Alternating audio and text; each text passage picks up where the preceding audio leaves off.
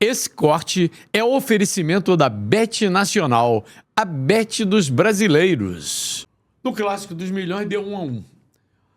A impressão que passava, não foi um grande jogo, Eu não vi grande defesa, tem bola na trave e tal, mas o que eu vi foi um Flamengo com a vitória na mão e, de repente, entregar o ouro. JP, como é que você viu o Clássico? Garotinho, eu vi um clássico ruim no Maracanã, a verdade é essa. Você estava comentando que não viu grandes defesas, grandes lances. Achei um clássico até meio morno, principalmente na primeira etapa. Depois que os jogadores foram cansando no segundo tempo, o jogo pareceu pegar um pouquinho mais, mas senti isso. Achei que não foi um clássico bem jogado não, e concordo. O Flamengo tinha a vitória na mão e aí teve um vacilo duplo na hora do lance do gol do Vasco. O Léo Pereira perde a bola no ataque e depois o Everton Araújo não mata a jogada, não faz a falta no Ryan e o Vasco chega ao gol de empate com o Felipe Coutinho. O Flamengo deixou de ganhar 2 pontos e dá pra falar que o Vasco somou 1, vai. O Vascão ali conseguiu esse empate no apagar das luzes e se manteve bem colocado no Brasileirão. É verdade. A estrela do Rafael Paiva brilhou intensamente. Você vê que no lance do Coutinho,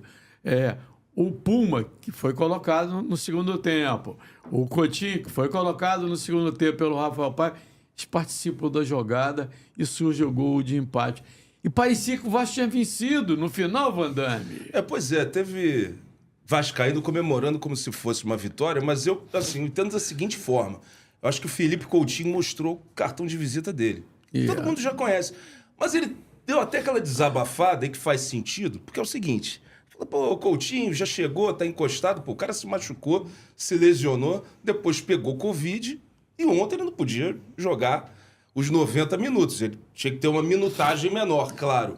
E ele entra no jogo dando possibilidade pro Vasco, porque o Vasco foi dominado grande parte do jogo. O Flamengo meteu bola na trave.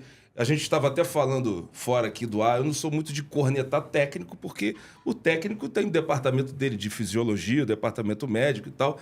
Mas a mudança que o Tite fez, as mudanças que ele fez, não surtiram efeito. E acho que o Vasco fez, surtiram.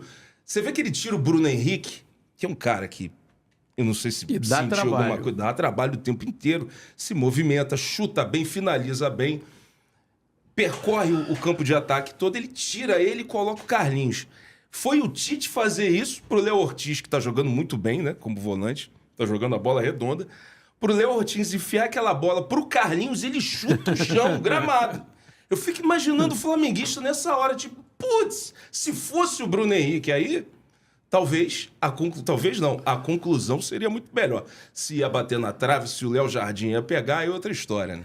Agora, o Flamengo está a 8 pontos do líder, que é o Botafogo.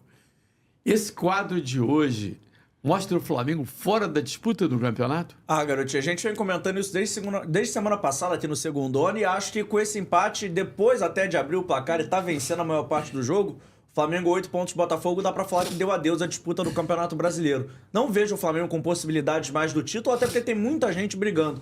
A gente tá colocando o Fortaleza na briga, coloca o Palmeiras que joga uma competição só, e vendo o Flamengo jogando 3 competições, brigando por 2, acho que o brasileiro ficou de fora um pouco dessa equação do Flamengo até o final do ano, ainda mais com tantas lesões e tantos problemas físicos acontecendo. Eu hoje, dia 16 de setembro, às 5h07, não consigo mais ver o Flamengo na disputa pelo título. Agora, o Gabigol parece que é reserva do Carlinhos, que já é reserva do Pedro.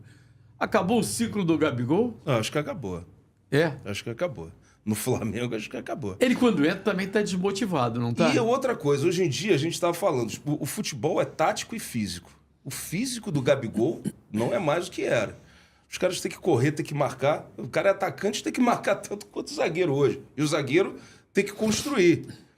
O Gabigol entrou, me deu meio que aquela sensação do Paê no Vasco no primeiro tempo. Até o Paê no Vasco no segundo tempo ainda tentou marcar, mordeu algumas vezes, mas não acompanha. Você fica com -1 em campo. Estou dizendo no sentido tático e físico mesmo.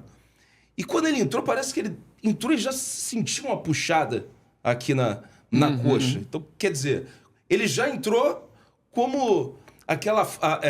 não tem mais ninguém para colocar, vou colocar o Gabigol. Quando ele entra...